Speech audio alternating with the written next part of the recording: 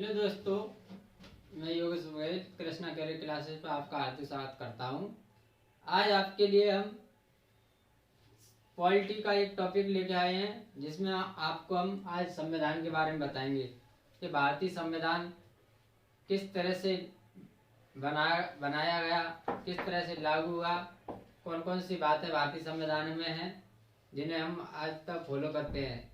तो इसी के साथ आज शुरुआत करते हैं भारतीय संविधान। तो भारतीय संविधान के जनक किसे कहा जाता है।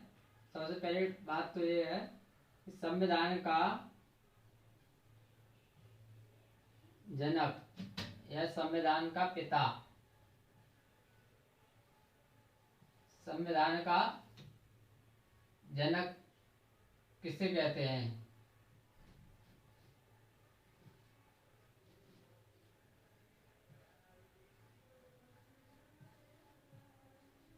तो भारतीय संविधान का जनक किसे कहते हैं। तो भारतीय संविधान का जनक कहते हैं डॉक्टर भीमराव अंबेडकर को कहते हैं। अंबेडकर,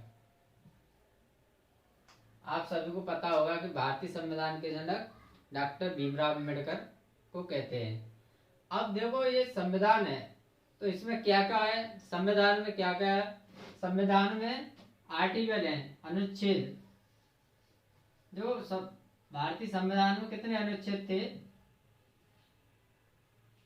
भारतीय संविधान में अनुच्छेद कितने थे, 395 अनुच्छेद। और भाग कितने थे भारतीय संविधान में, भागों की संख्या कितनी थी,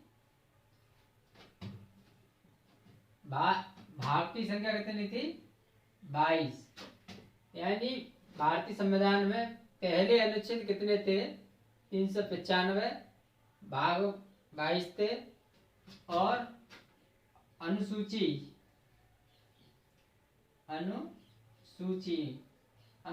की संख्या कितनी थी, अनुसूचियों की संख्या पहले कितनी थी, 8 अनुसूची थी। अब इनमें कुछ सुधार हुआ है, तो अब इसमें अनुसूचियों संशोधन करके इसमें 4 अनुसूचियां और जोड़ दी गई हैं। तो टोटल अनुसूचियां कितनी हो गई, 12। अब मौजूद में भारतीय संविधान में कितने अनुच्छेद हैं, अनुच्छेद है 395, भाग कितने हैं, 22, अनुसूचियों की संख्या कितनी थी, 12। तो आपको आई होप समझ में आ गया होगा, आप इसको जानते भी होंगे। इसी अब बात करते हैं हम। देखो, संविधान बनने में कितना टाइम लगा, क्वेश्चन पूछ लिया जाता है। संविधान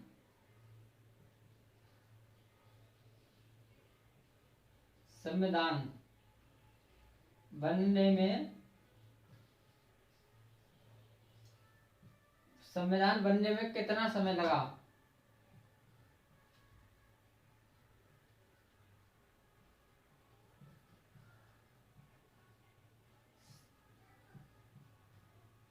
तो संविधान बनने में 2 वर्ष 11 माह और 18 दिन। संविधान बनने में 2 वर्ष 11 माह 18 दिन का समय लगा था। आई होप इसका स्क्रीनशॉट ले लीजिए या अपनी नोटबुक में आप लिख सकते हो, और कमेंट बॉक्स में हमें जरूर बताएं कि आपको समझ में आ रहा है या नहीं आ रहा है। इसी तरह अब बात करते हैं कि संविधान में सदस्यों की संख्या कितनी थी। तो संविधान की सदस्यों की संख्या कितनी थी,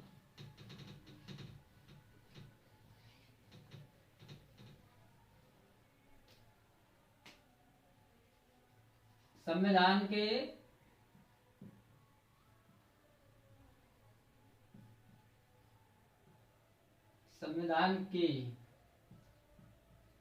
सदस्यों की संख्या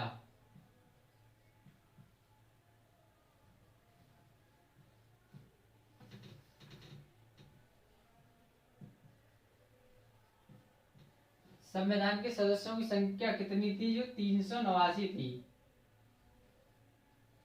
कितनी थी, 389 संविधान में सदस्यों की संख्या। अब इनको 3 पार्टों में डिवाइड किया गया है। तो इसमें जो 292 सदस्य थे जो ब्रिटिश प्रांतों से चुने हुए थे, ब्रिटिश प्रांतों से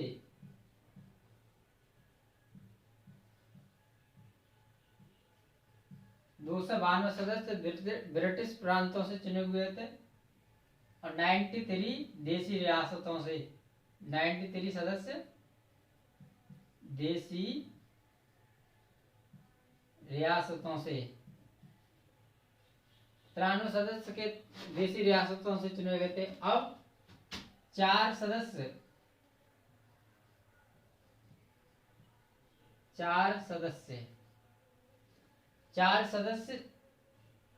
चीफ कमिश्नरी से चुने हुए थे। चीफ कमिश्नरी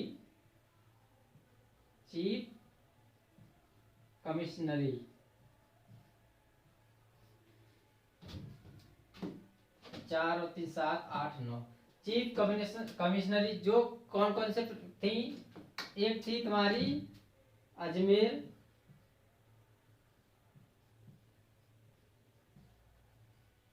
अजमेर रायवाड़ा, दूसरी थी बलूचिस्तान,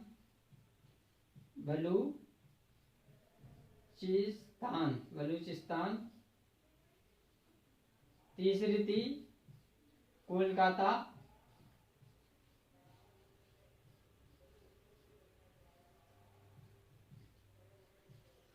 अजमेर रायवाड़ा, बलूचिस्तान, कोलकाता और ये कौन सी थी? कुर्ग कर्नाटक। आपको ये याद करनी है, पूछ लिया जाता है कि कुर्ग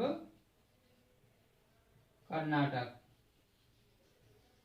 ये 4 चीफ कमिश्नरी थी अजमेर रायवाड़ा, बलूचिस्तान और कोलकाता और कुर्ग कर्नाटक। ये इस तरह से सदस्यों की संख्या संविधान में, हमारे में संविधान में थी। अब देखते हैं इसमें थोड़ी इंक डाल दें। संविधान के बारे में आगे क्या क्या होता है, संविधान सभा की बैठक वगैरह कब बैठक हुई थी,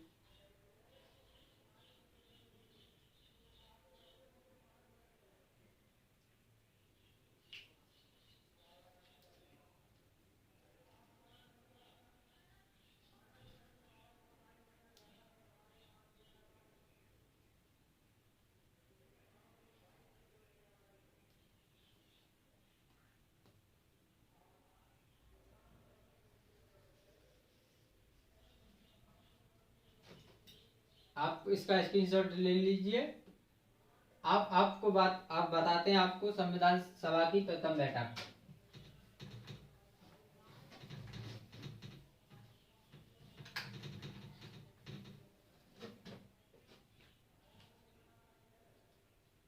संविधान सभा की प्रथम बैठक कब हुई थी?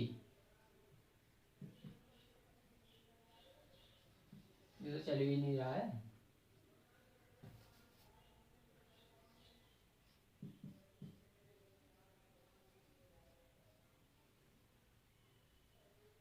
संविधान सभा की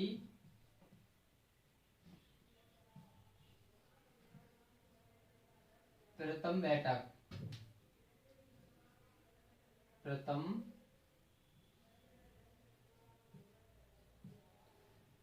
संविधान सभा की प्रथम बैठक कब हुई थी? संविधान सभा की प्रथम बैठक हुई थी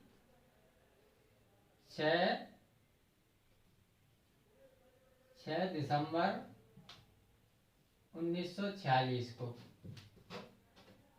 संविधान सभा की प्रथम बैठक कब हुई थी?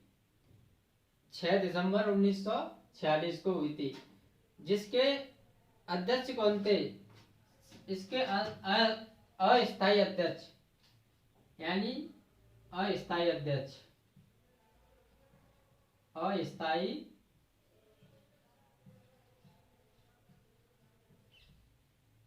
अस्थायी अध्यक्ष कौन थे संविधान सभा के? डॉक्टर सच्चिदानंद सिन्हा, सच्चिदानंद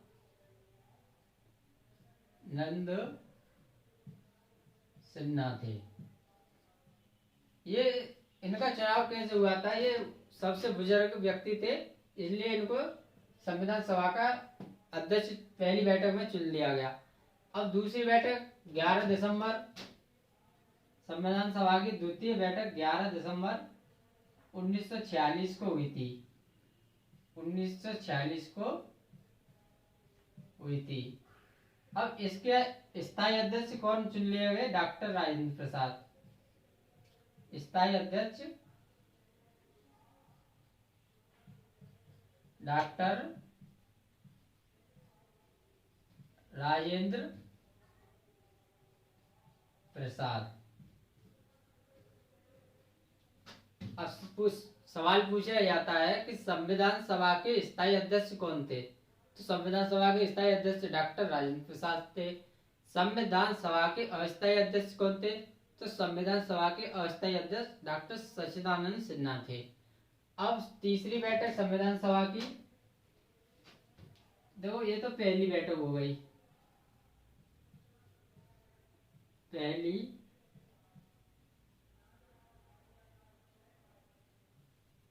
दूसरी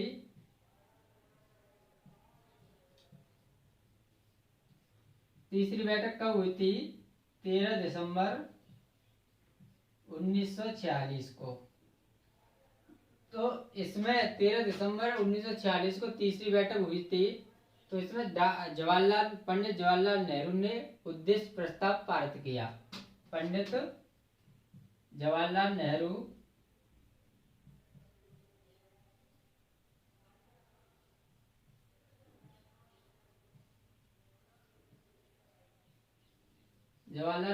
नेहरू ने उद्देश्य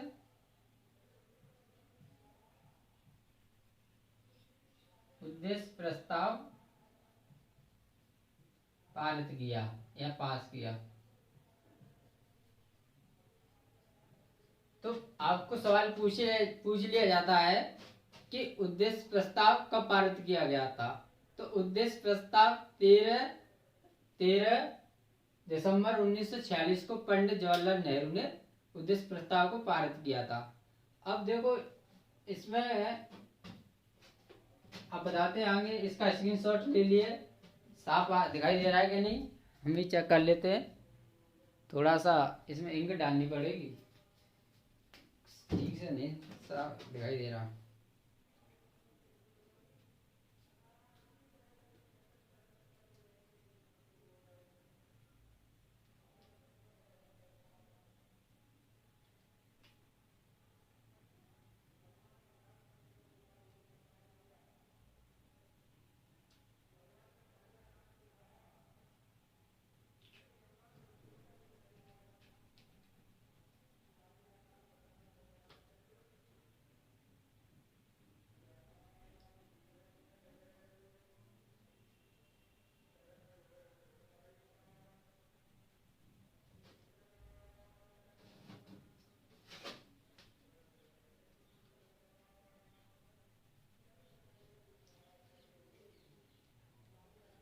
अब देखो ये उद्देश्य प्रस्ताव पारित किया था जवाहरलाल नेहरू ने। अब ये लागू कब हुआ? तो ये लागू कब हुआ? उद्देश्य प्रस्ताव पूछ लिया जाता है कि भारतीय संविधान में उद्देश्य प्रस्ताव कब लागू हुआ था। तो ये कब लागू हुआ था? तो ये 22 जनवरी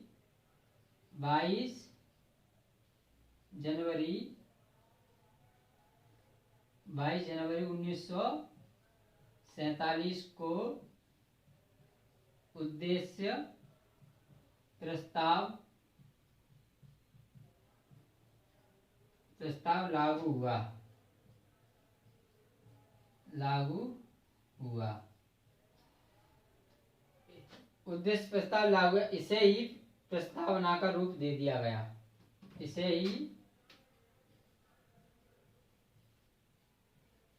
ही प्रस्तावना कहते हैं, या मतलब उद्देश्य प्रस्ताव को प्रस्तावना का रूप दे दिया गया। इसी को प्रस्तावना कहते हैं, प्रियम्बल। आप अब इसमें देखो 2 रियासतें थी,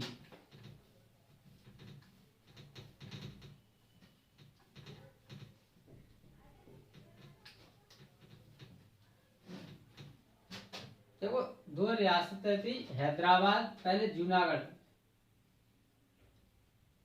जूनागढ़ रियासत के बारे में बताते हैं। जूनागढ़ रियासत क्या थी? जूनागढ़ रियासत को भारत में जनमत संग्रह के आधार पर,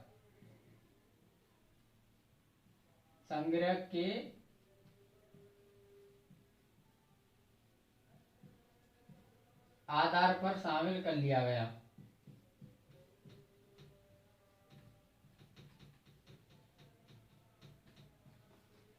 जूनागढ़ रियासत को जनमत संग्रह के आधार पर शामिल कर लिया गया। और हैदराबाद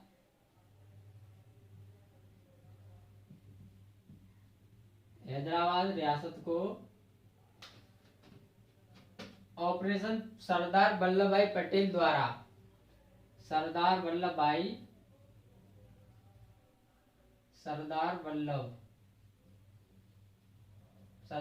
भाई पटेल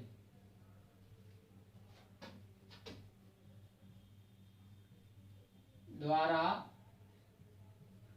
ऑपरेशन पोलो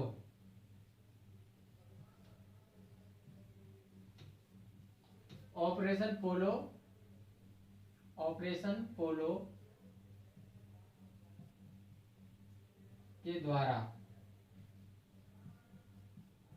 मिलाया गया।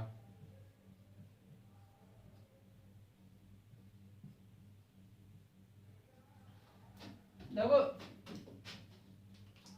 ये अंग्रेजों ने जितनी भी रियासतें थी उन्होंने विभाजन कर दिया भारत और पाकिस्तान का। उन्होंने बोला कि जो पाकिस्तान में जाना चाहता है वो पाकिस्तान में जाए, जो भारत में रहना चाहता है वो भारत में मिल जाए, और जो अपना अलग राज्य बना सकता है वो अलग राज्य बना सकता है।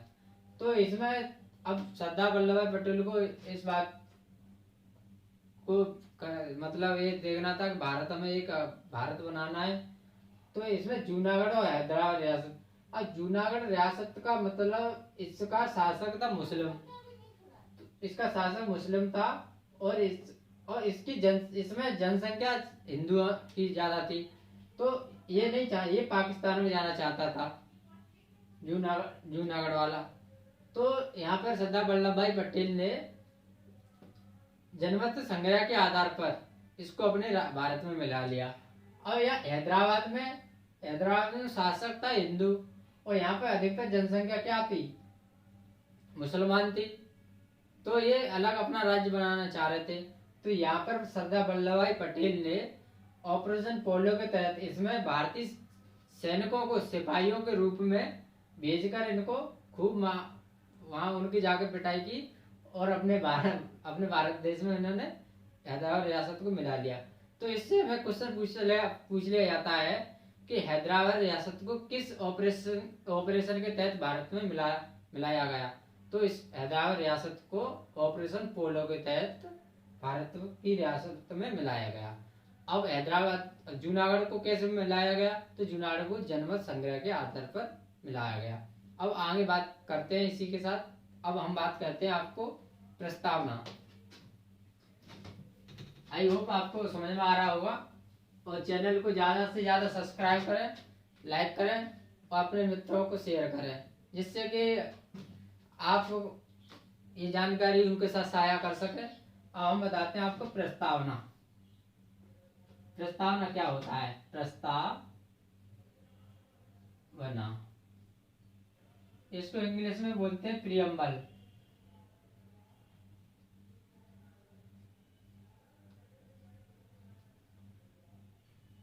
जो प्रस्तावना मैंने बताया था कि 13 दिसंबर 1946 को उद्देश्य प्रस्ताव पारित किया गया था।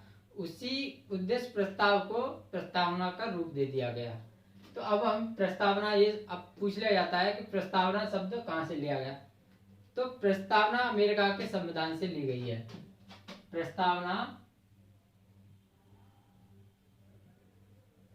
प्रस्तावना अमेरिका के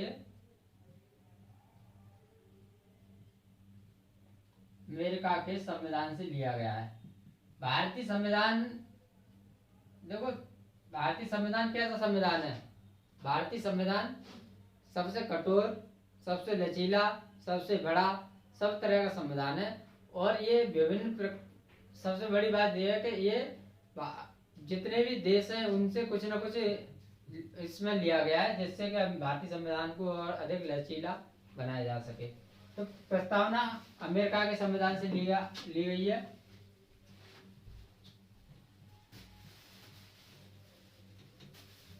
प्रस्तावना अमेरिका के संविधान से लिया गया है, जबकि प्रस्तावना की भाषा ऑस्ट्रेलिया से ली गई है। अब पूछ लिया जाता है कि भाषा का, प्रस्तावना की भाषा,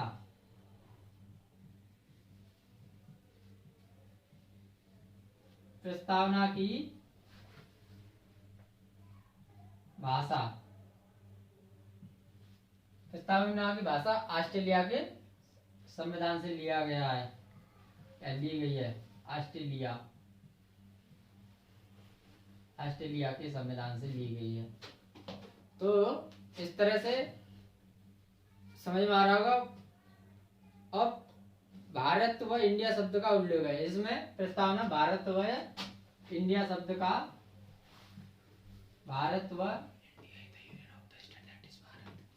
इंडिया शब्द का उल्लेख है।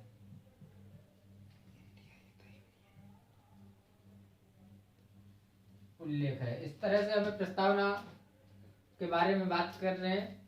प्रस्तावना में एक बार संशोधन हुआ है। प्रस्तावना में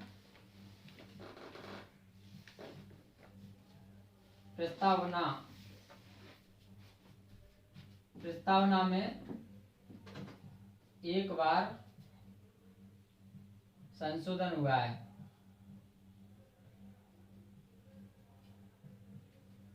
अभी तक प्रस्तावना में देखो पूछ लिया जाता है कि संशोधन कितनी बार हुआ है, तो प्रस्तावना में एक बार संशोधन हुआ है। वो कब हुआ है? वो हुआ है, यह संशोधन 42वें संविधान संशोधन। कब हुआ है? 42वें संविधान संशोधन। 42वें संविधान संशोधन, 42वें संविधान संशोधन 1976 द्वारा हुआ है। कौन सा? 42वें संविधान संशोधन 1976 द्वारा हुआ है। इस संशोधन के तहत प्रस्तावना में समाजवाद, पंथ निरपेक्षता व अखंडता शब्द जोड़े गए। कौन कौन से शब्द? 3 शब्द जोड़े गए।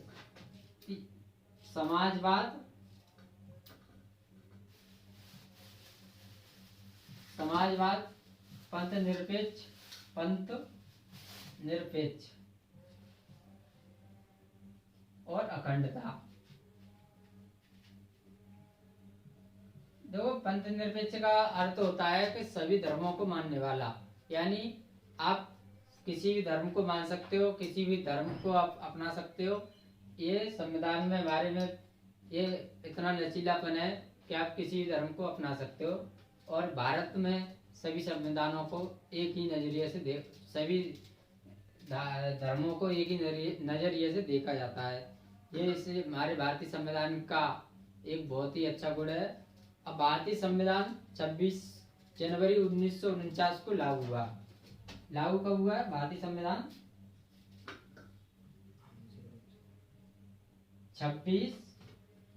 26 नवंबर 1949 को लागू हुआ। 26 नवंबर 1949 को आंशिक रूप से, यानी आप ये पूर्णतः नहीं लागू हुआ है, आंशिक रूप से लागू हुआ। अब सवाल पूछ लिया जाता है कि भाई अब बताइए पूर्ण रूप से कब लागू हुआ था? तो ये पूर्ण रूप से 26 जनवरी 1950 को लागू हुआ था। पूर्ण रूप से लागू, पूर्ण रूप से लागू 26 जनवरी 1950 को लागू हुआ था। तो देखो इसमें कितने सवाल बन गए कि प्रस्तावना कहाँ से, कौन से देश से लिया गया है, तो प्रस्तावना अमेरिका के संविधान से ली गई है। प्रस्तावना की भाषा किस देश से लिया गया है, तो प्रस्तावना की भाषा ऑस्ट्रेलिया से ली गई है। अब प्रस्तावना में कितनी बार संशोधन हुआ है, तो प्रस्तावना में एक बार संशोधन हुआ है, वो 42 से संविधान संशोधन 1976 द्वारा संविधान में समाजवाद, पंथ निरपेक्षता और अखंडता शब्द जोड़े गए। अब संविधान आंशिक रूप से कब लागू हुआ, तो संविधान आंशिक रूप से 26 नवंबर 1949 को लागू हुआ। जब पूछ लिया जाता है पूर्ण रूप से कब लागू हुआ, तो 26 जनवरी 1950 को पूर्ण रूप से लागू हुआ था। अब देखो 26 जनवरी 1949 को कितने अनुच्छेद लागू हुए थे। अब बात यहाँ आती है कि 26 जनवरी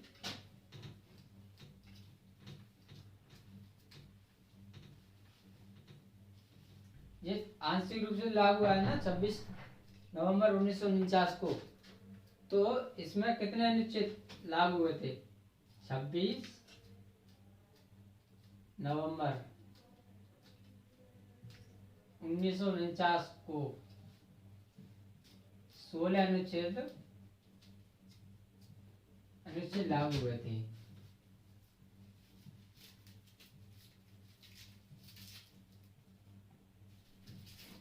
तो 16 अनुच्छेद लागू हुए थे।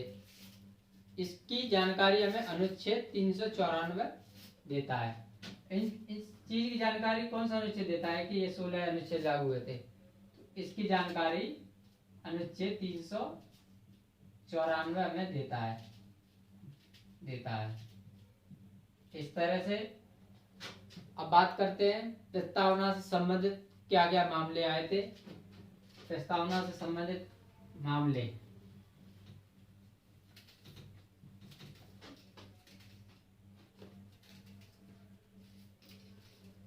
प्रस्तावना से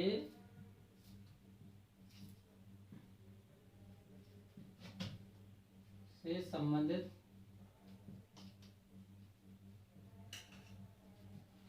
मामले। भाई प्रस्तावना से संबंधित कौन कौन से मामले आए थे। शंकरी प्रसाद मामले में सुप्रीम कोर्ट ने प्रस्तावना को संविधान का भाग नहीं माना। शंकरी प्रसाद जो मामला था, जो केरल का था, शंकरी प्रसाद मामला में सुप्रीम कोर्ट ने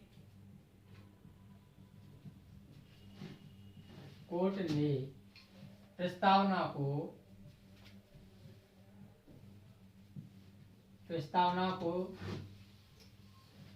संविधान का भाग नहीं माना।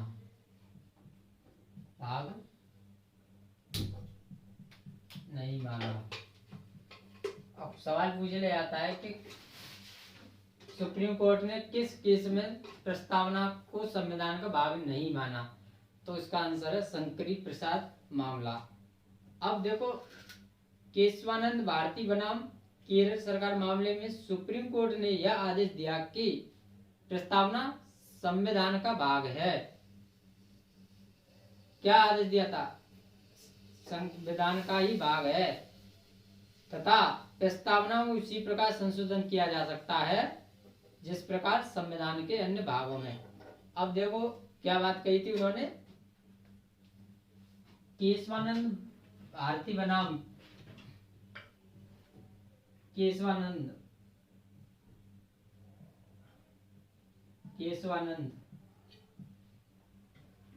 बनाम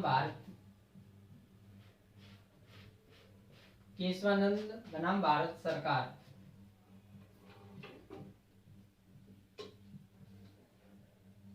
द्वारा मामले में सुप्रीम कोर्ट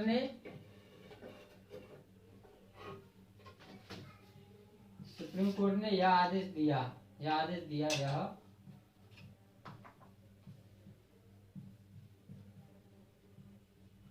दिया कि प्रस्तावना संविधान का ही भाग है। संविधान का ही भाग है। तथा इसमें संशोधन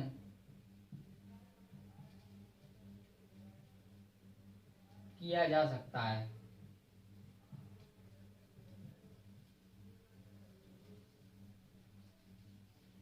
इस तरह से केशवानंद बनाम भारत सरकार मामले में सुप्रीम कोर्ट ने यह आदेश दिया कि प्रस्तावना संविधान का ही भाग है और इसमें उचित प्रकार से संशोधन किया जा सकता है, जिससे कि बाकी अनुच्छेदों में संशोधन किया जा सकता है। इसी प्रकार से यह निर्णय सुप्रीम कोर्ट ने 24 अप्रैल 1900, अब ये बात है ये कब मामला निर्णय दिया था, ये निर्णय दिया था 24 अप्रैल 1973 को 7:6 1973 को 7:6 से फैसला दिया। अब पूछ लिया जाता है फैसला दिया,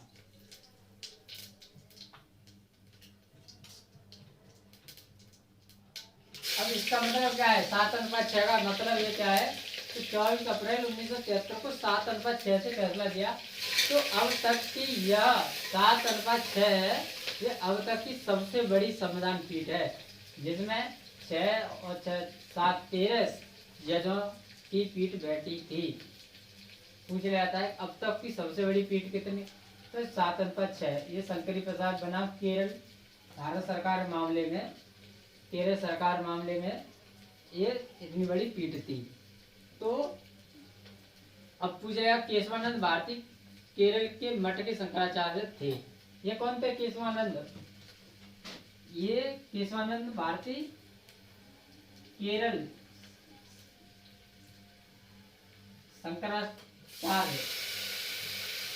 शंकराचार्य मठ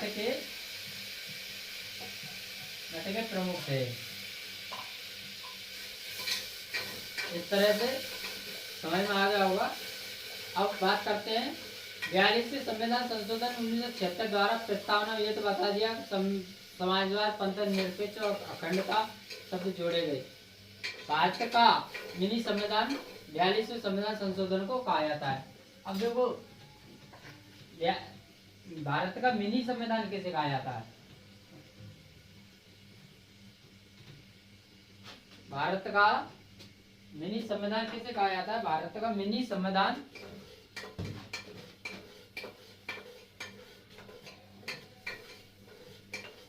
भारत का मिनी संविधान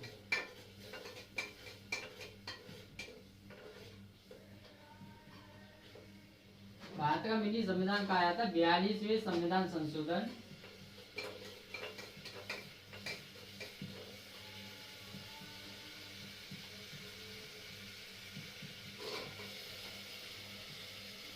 संविधान संशोधन 1976 को भारत का मिनी संविधान कहा जाता है। इसी प्रकार आशा करता हूँ मैं ये प्रस्तावना आपको समझ में आ गई होगी। तो आज आपको हमने क्या क्या बताया था, आप इसको वीडियो के द्वारा से देखें और अपनी नोटबुक में ये मुख्य पॉइंटों को नोट कर लें और ज़्यादा से वीडियो को शेयर करें अपने मित्रों के साथ और चैनल को सब्सक्राइब करें। इसी के साथ कल मिलते हैं। आज के लिए धन्यवाद। राम राम।